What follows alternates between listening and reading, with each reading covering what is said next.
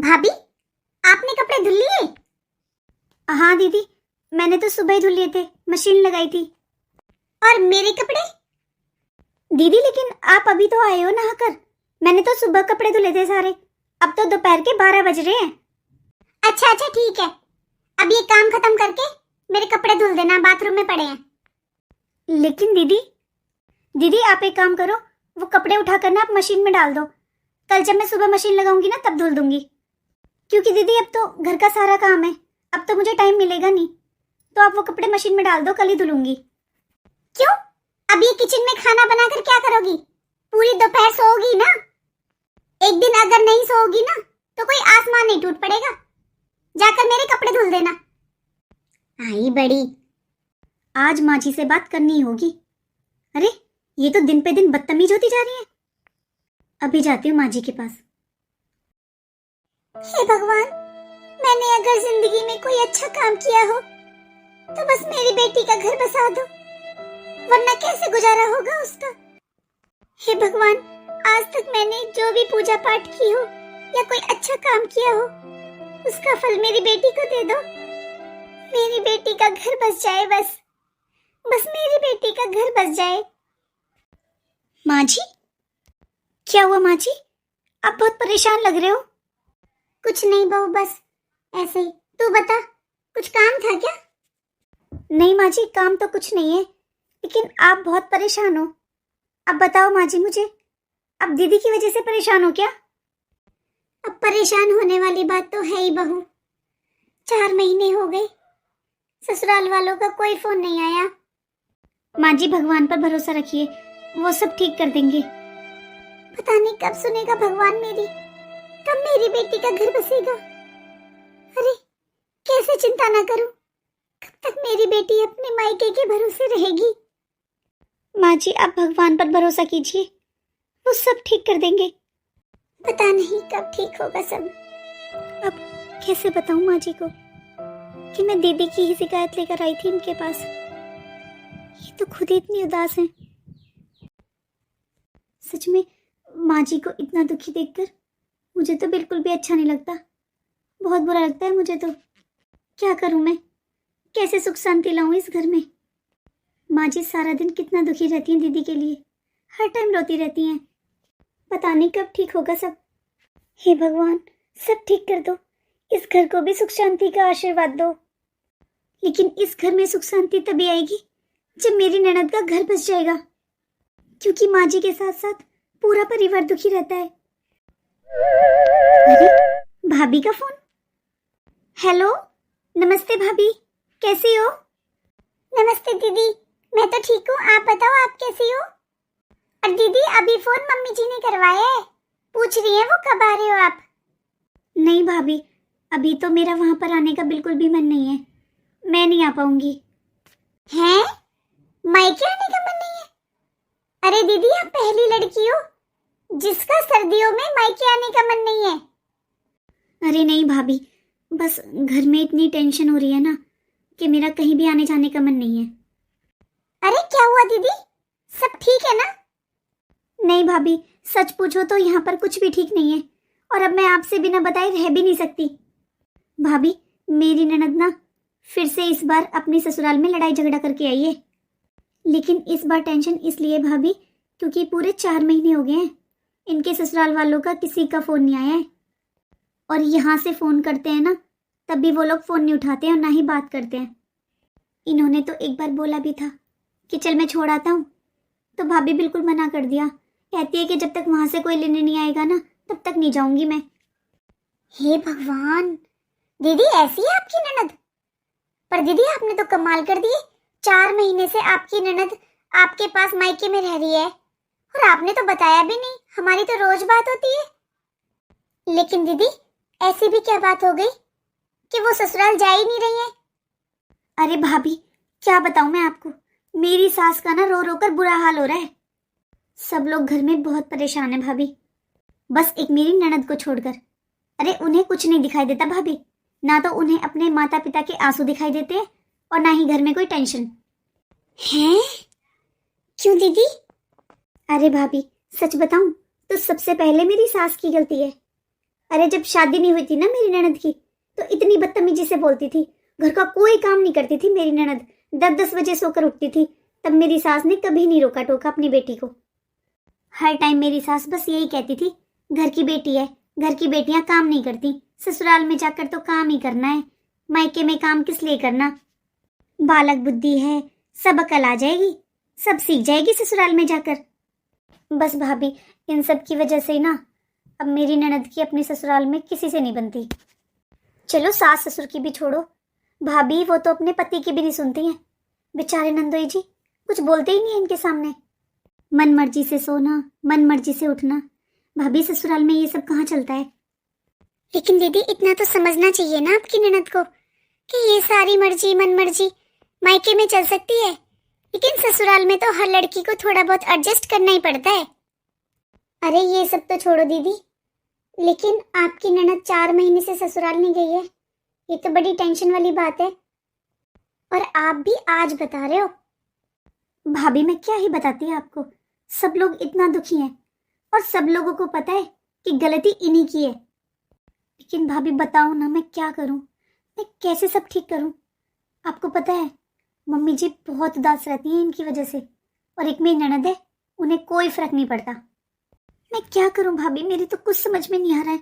बस मुझसे अब ये सब नहीं देखा जाता, सारा दिन घर में बहुत टेंशन रहती है भाभी। सच बताऊं भाभी, मैं दिल से चाहती हूँ कि मेरी ननद का घर बस जाए, क्योंकि जब वो अपनी ससुराल में खुश रहेंगी ना, तभी इस घर में खुशियाँ आएंगी। और एक मेरी ननद, उन्हें किसी चीज़ से कोई मतलब नहीं है भाभी, सारा दिन बस फोन देखना, टीवी देखना, कभी छत पे जाना, कभी बाहर जाना, बस।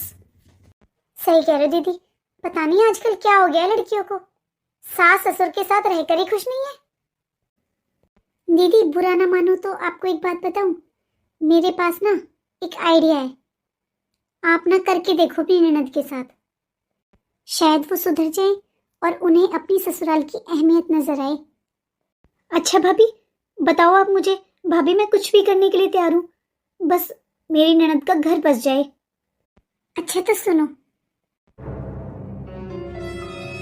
और हाँ दीदी ये सब ना पहले आप अपनी सास को बता देना, अगर वो हाँ कहे ना तभी करना है ये सब, कहीं ऐसा ना हो अपनी ननद का घर बसाने के चक्कर में आप अपना घर खराब कर लो। अपनी सास को और जीजाजी को जरूर बता देना दीदी ये सब। ठीक है भाभी, मैं पहले मम्मी जी से बात करती हूँ, फिर इनसे। ठीक है दीदी। अच्छा भाभी, मैं आपसे बाद में बात करूँगी, एक बार मम्मी जी से बात कर लेती हूँ। हाँ ठीक है दीदी। भाभी आप यहाँ आराम से बैठकर फोन चला रहे हो, आपको पता नहीं है मैंने अभी खाना नहीं खाया है, जाओ मेरे लिए खाना ले आओ, भूख लग रही है मुझे। दीदी शायद आपने किचन में जाकर नहीं देखा है, मैंने तो खाना बनाकर रख दिया है आज, और रोटियां भी सेक कर रख दी हैं। क्या रोटी सेक कर रख दी है? अरे तुम्हें पता है ना कि मैं ठंडी रोटी नहीं खाती हूँ, मुझे गरम गरम रोटी ही अच्छी लगती है। लेकिन दीदी मैंने रोटियां सेक कर रख दी हैं, आप जाकर खा लो। कोई बात नहीं, अगर बना कर रख दी है तो मैं वो ठंडी रोटी नहीं खाऊंगी, आप चलकर मेरे लिए गरम गरम रोटियां सेक दो। चलो अब भूख लग रही है मुझे। ऐसा है दीदी, खाना खाने का भी कोई टाइम होता है, अगर आपको ज्यादा ही शौक है गरम गरम रोटियां खाने का, तो जब खाना बनता है तब क्यों नहीं खाती हो? कोई टाइम ही नहीं है आपका तो।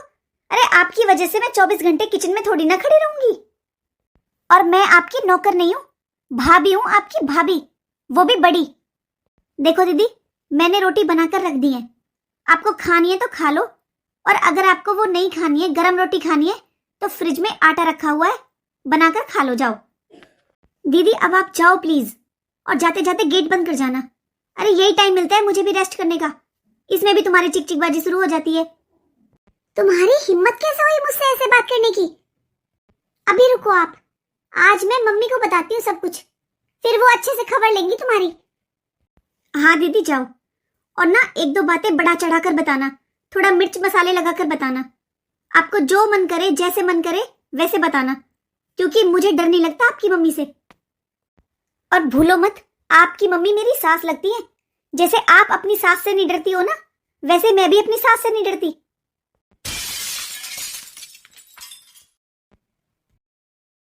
मम्मी देख लो अपनी बहू को, मैंने बोला मेरे लिए रोटियां सेक दो, मुझे भूख लगी है, तो मम्मी साफ मना कर दिया उसने। और पता है कितना सुना रही है मुझे, कह रही है मैं सारा दिन करती क्या हूँ, सारा दिन सहेलियों के साथ घूमती रहती हूँ, अपनी रोटी तो बनाकर खा ही सकती हूँ। अरे तो अंजलि 2 रोटी खाएगी तू, अपने बेटा बनाकर खा ले अगर तुझे गरम गरम खानी है तो। सर्दियों के दिन है, छोटे छोटे दिन है, पूरा दिन काम खत्म नहीं होता तेरी भाभी का। वो अभी गई होगी सारा काम खत्म करके अपने रूम में, तू 2 रोटी बनाकर खा ले। मम्मी कमाल है, मैं अपनी रोटी खुद बनाकर खाऊं तो क्या आप बहू को शीशे में जड़वाओगी?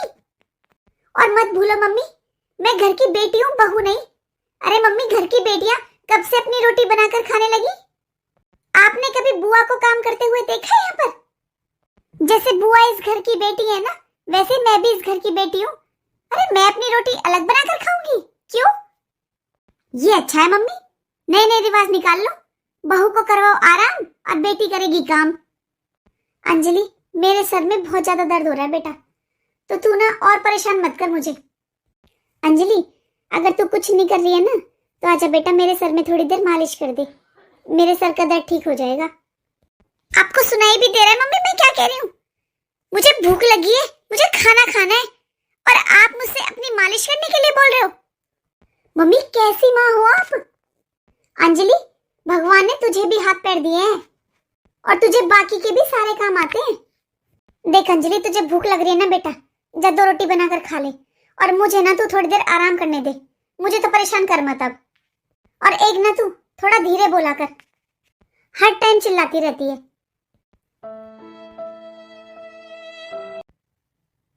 भाभी आज तो मैं सुबह 9 बजे नहा ली थी, फिर मेरे कपड़े क्यों नहीं धुले आपने?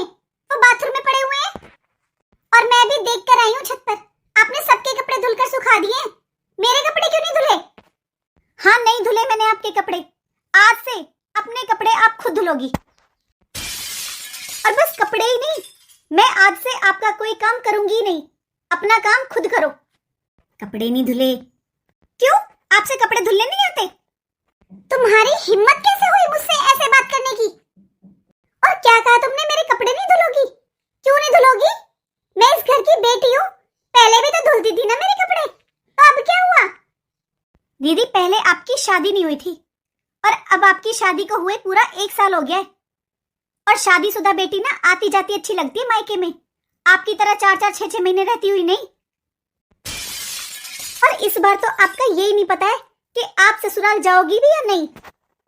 और अगर अब आपको परमानेंट यहाँ पर रहना है ना तो अपना काम खुद करना पड़ेगा, कोई मेहमान नहीं हो आप।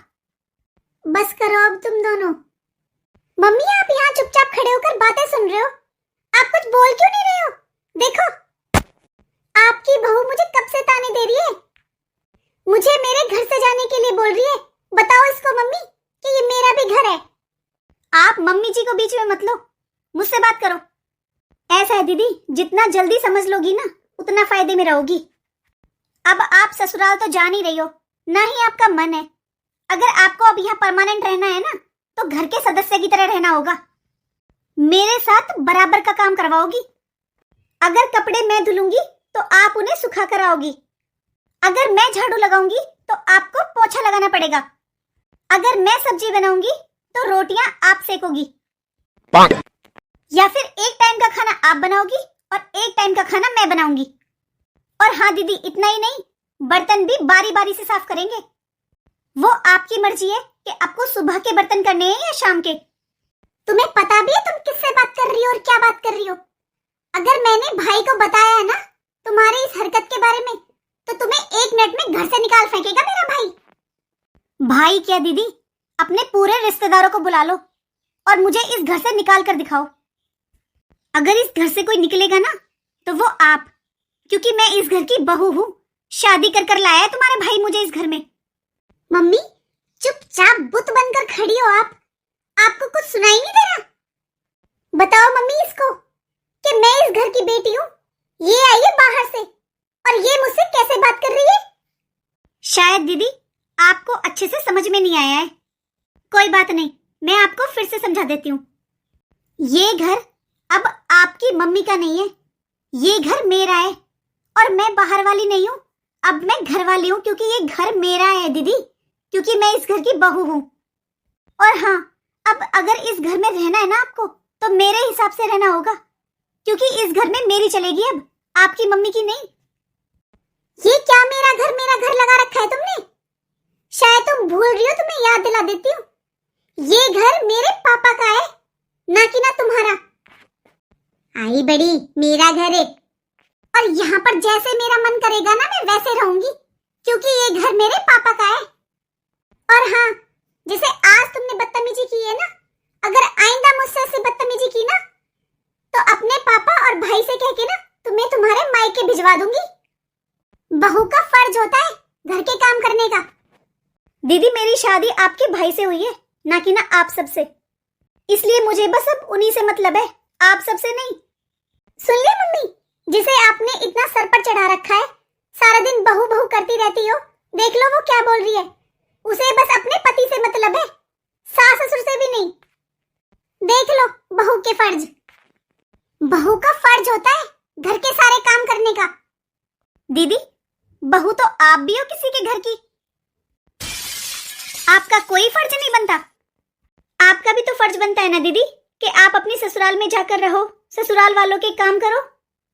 देखो दीदी, जैसे आपको अपनी ससुराल वाले अच्छे नहीं लगते हैं ना, वैसे ही मुझे भी नहीं लगते। और अब ये घर मेरा है, तो यहाँ आपको रहना है तो मेरे हिसाब से रहना होगा। जैसे आपकी ससुराल में आपकी सास की नहीं चलती है ना दीदी, और आप ना ही उनकी सुनते हो, वैसे ही मेरी ससुराल में भी मेरे ससुराल वालों की नहीं चलेगी, बस मेरी चलेगी। इस घर में वही होगा जो मैं कहूंगी, क्योंकि मैं इस घर की बहू हूं। और अगर आपको भी इस घर में रहना है ना, तो मेरे साथ बराबर का काम करवाना होगा। और अगर आप यहाँ मेरे हिसाब से नहीं रहोगी ना, तो अपना बोरिया बिस्तर पैक करो और जाओ अपनी ससुराल। मम्मी, आज आपके होते हुए मेरे घर में मुझसे इतनी बदतमीजी हो रही है। आज मुझे मेरे घर में किसी बाहर वाले के हिसाब से रहना होगा। अगर मुझे यहाँ पर रहना है तो मुझे घर के सारे काम करने होंगे। अंजलि, तुझे अच्छे से पता है बेटा, देख ये घर अब तेरे भाई के नाम है, तेरे माँ बाप की कुछ नहीं चलती अब घर में। मम्मी, किसी के नाम होने से क्या होता है? ये घर आपने और पापा ने बहुत मेहनत से बनाया है मम्मी। अगर ये पापा ने भाई को दे भी दिया तो इससे क्या फर्क पड़ता है? घर तो आपका ही है ना मम्मी। सुना दीदी आपने माँ जी ने क्या कहा? ये घर अब आपके भाई भाभी का है, उनका नहीं। तो यहाँ अब आपको मेरे हिसाब से रहना होगा। और माँ जी को भी कोई हक नहीं है बीच में बोलने का, वो भी नहीं रोक सकती हैं आपको। यहाँ पर रहना है तो आपको मेरे साथ बराबर का काम करवाना होगा और हिसाब से रहना होगा। यहाँ अब आपकी मनमर्जी नहीं चलेगी। मैं सुबह 5 बजे उठती हूँ दीदी, तो 6 बजे तक आपको उठ जाना है सुबह। अरे तुमने सोच भी कैसे लिया कि मैं तुम्हारे हिसाब से रहूंगी या तुम्हारे कहने से कोई काम करूंगी? तुम्हारे ऑर्डर पर काम करूंगी? ये मेरा मायका है, और अगर मुझे काम करना है ना तो अपनी ससुराल में करूंगी। मम्मी, जा रही हूँ मैं अपनी ससुराल। अरे आपसे लाख गुना तो अच्छी मेरी सास है। आज तक मैंने अपनी ससुराल में कोई काम नहीं किया, और मेरी सास, अरे उसे तो मैं 1 गिलास पानी दे देती हूँ ना, वो तो बेचारी उसमें भी खुश हो जाती है। मेरी ससुराल में आज तक किसी ने मुझसे ऊंची आवाज में बात नहीं की है, और यहाँ आज मेरे मायके में आपकी बहू मुझे इतना सुना रही है और आपने एक शब्द नहीं बोला उसे। मुझे तो ऐसा लगता है कि मैं आपकी सगी बेटी हुई नहीं, बस भाई आपका बेटा है। लेकिन मम्मी, आज मुझे पता चल गया कि आप मुझे बिल्कुल भी पसंद नहीं करती हैं, तभी तो अपनी बहू से मेरी बेइज्जती करवा रही हो, वरना आज ही ये घर भाई भाभी का हो गया। अरे पहले भी तो ये घर भाई के नाम ही था ना, तब तो आपने कभी नहीं कहा कि ये घर तेरे भाई का है, अब हमारी नहीं चलती। आपने तो मुझसे कभी नहीं कहा कि बेटा टाइम पर उठ जा, या ये काम कर ले वो कर ले। तो आज क्या हुआ? ठीक है मम्मी, जा रही हूँ मैं तो अपनी ससुराल। ऐसे मायके से तो मेरा ससुराल लाख गुना अच्छा है।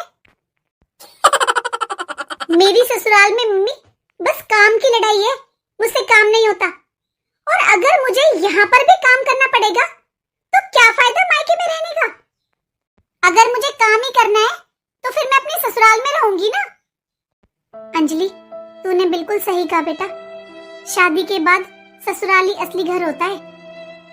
और अच्छा हुआ बेटा, तेरी समझ में आ गया। यहाँ मायके से तेरा गुजारा नहीं होगा।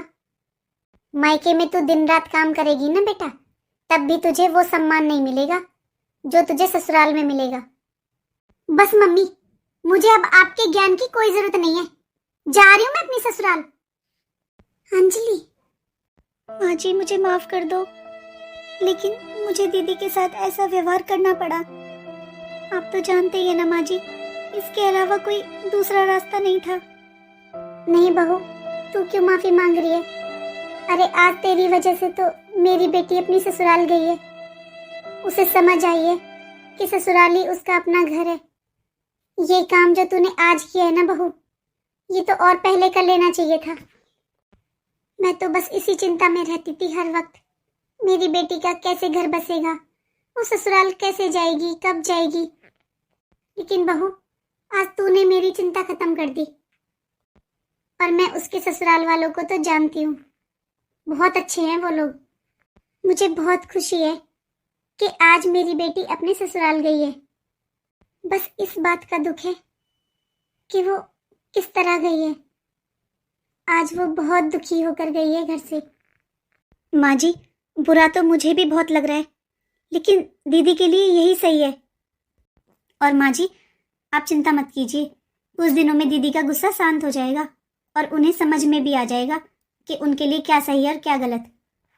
हाँ बहू, क्योंकि मैंने ऐसे बहुत परिवार देखे हैं जहाँ घर की बेटी किसी मजबूरी की वजह से अगर मायके में रहने भी लग जाती है ना, तो वो मायके में चाहे दिन रात काम करें, लेकिन उन्हें वो सम्मान नहीं मिलता। और तो और उनकी 2 रोटियां भी भारी पड़ जाती हैं पूरे परिवार पे। मैं तो बस यही प्रार्थना करती हूँ भगवान से, भगवान मेरी बेटी को क्या, किसी की भी बेटी को कभी जिंदगी में मायके रहने के लिए मजबूर मत करना।